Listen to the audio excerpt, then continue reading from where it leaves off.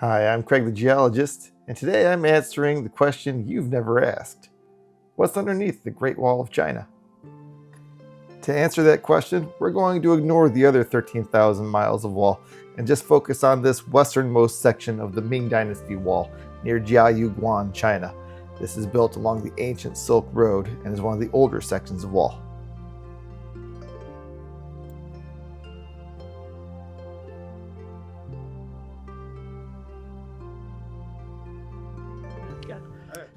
Well, here's the curse of traveling with a geologist here. Everywhere I go, I see awesome rocks. And I am somewhere special right now. I am actually on the first section of the Great Wall of China. I'm on the Mongolian side. Of course, I'm still inside modern China, but this would have been the Mongolian side a few hundred years ago. And I was coming down here. These mountains here on one side, on the Mongolian side, were a natural barrier to the Mongolians. And so on the last line of mountains, the Chinese built their wall, because if we come up here, hopefully we can see past the fortress up here, that on the Chinese side is this massive plain that Mongolian horsemen would have had a real easy time crossing. I was coming down, and being a geologist, I had to have a look at the rocks because, I mean, rocks are everything. They are for me, at least. And it's real interesting, so have a close look with me here.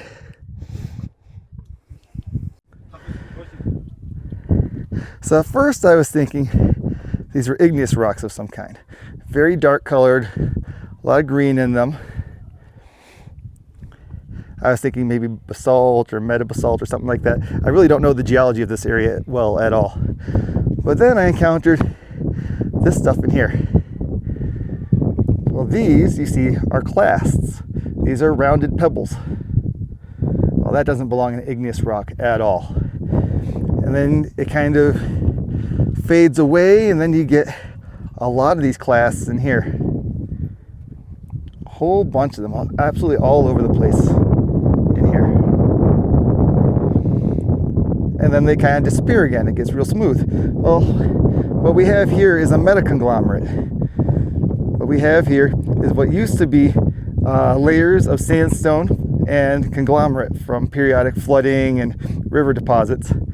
And these were deeply buried underneath the mountain range. When they were thrust up, they came to the surface, but they underwent metamorphism there, which is why it wasn't immediately obvious to me that these were originally sediments.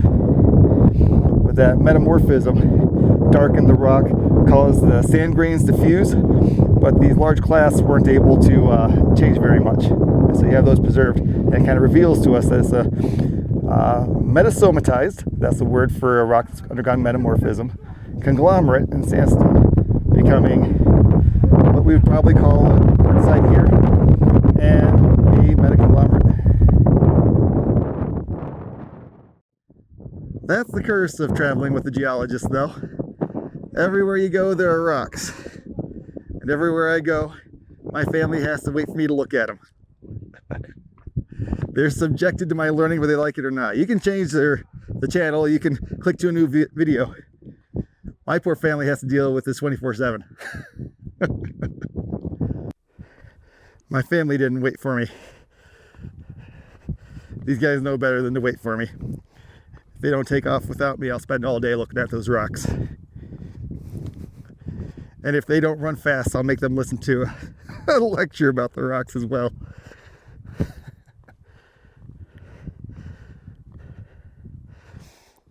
I hope you can see in this video off in the distance. Got the Great Wall going up the mountains. And of course, you have very industrial China as well. Back here is the section of wall I just finished climbing.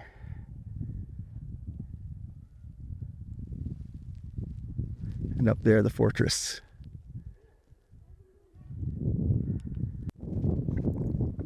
By the way, pro tip, if you can't make it to the gym and you want to do a leg day, come visit the Great Wall of China.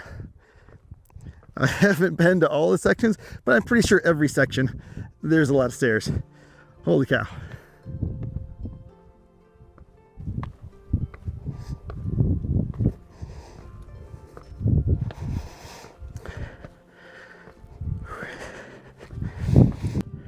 Yeah, I've been doing some recording.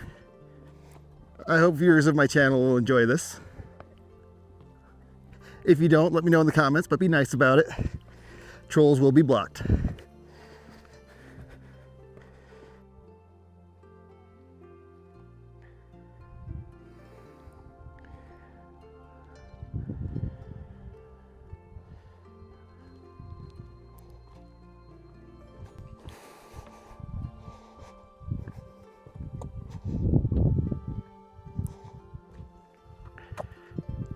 Ooh, what have we got here?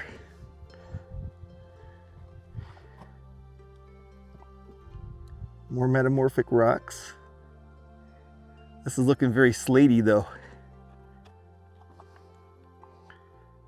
You can see here, very smooth. You see those fine bedding layers kind of preserved. Sharp angles, very flat, kind of stuff you can make a pool table out of. So we have slate over here.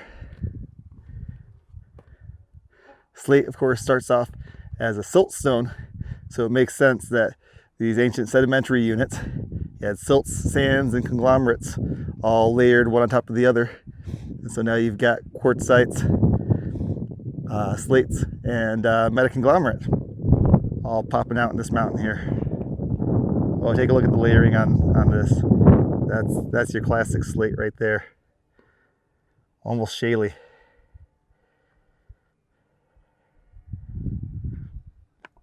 Look at those layers here. I won't break a piece of the rock off, but see if we can get this in focus here. You can see they flake off in these fine layers.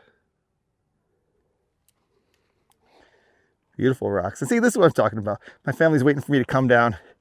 I've got a 3-year-old who's screaming in the van because she doesn't want to be out today. Everyone's saying, hurry up, hurry up. And I'm like, ooh, wait, there's more rocks. So up here, you see those little structures up at the top of those hills. Think Game of Thrones, not Game of Thrones, think Lord of the Rings. If you recall them, the watchtowers that were out there, signaling, the land of Gondor, or however it worked. I'm really not a big Lord of the Rings nerd, so I'm sorry if you are, I'm butchering things.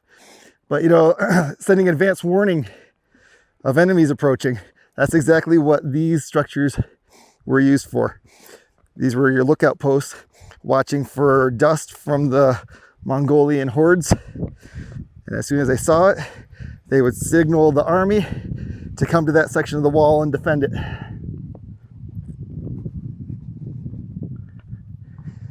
It's a pretty awesome spot.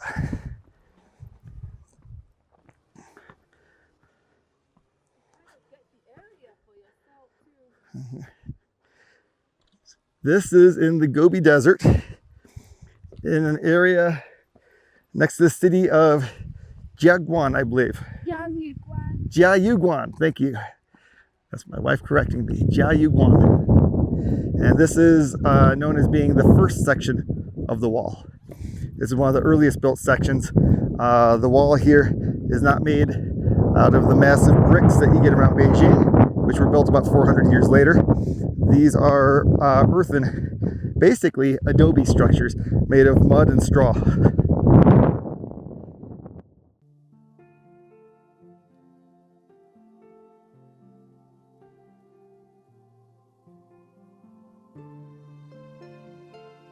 One thing I'd like you to take away from this video, other than learning what's beneath the Great Wall at Jiayuguan, which of course is meta-conglomerates, quartzites, slates, and some shaly material, is the way geology and landforms were used by wise leaders to create offensive and defensive structures to defend their civilizations.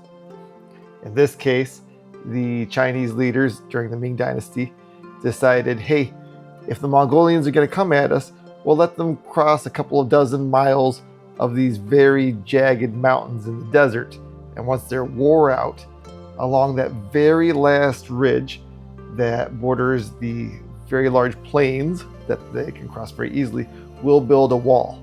That way, the Mongolians have already crossed naturally built geological wall after wall after wall before they reach our Great Wall, and we can just march our army across a plain to reach the wall to defend it.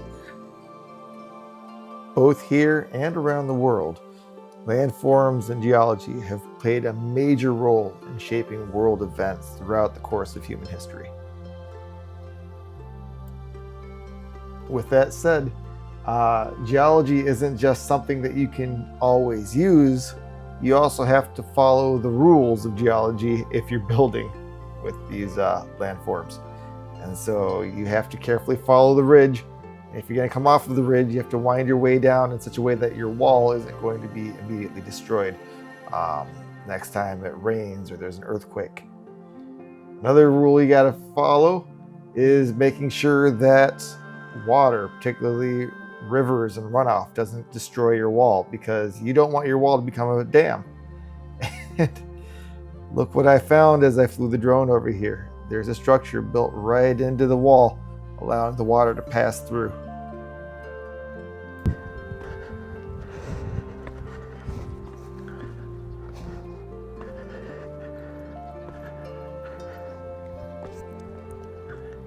Well, I'm just about done filming. But one more thing I want to point out. Shaly slopes tend to decay very rapidly into mud. And of course, slate is a metamorphosed shale. And so you get a little bit of that same action going on here. Perhaps here the metamorphism wasn't so dramatic. It didn't seem overly altered up above. And so these slates are still a little bit shaly, and they do decay to mud pretty easily. And so that's an easy way to spot shale and slate slopes in mountain areas, is they often tend to decay to clay and mud quite easily.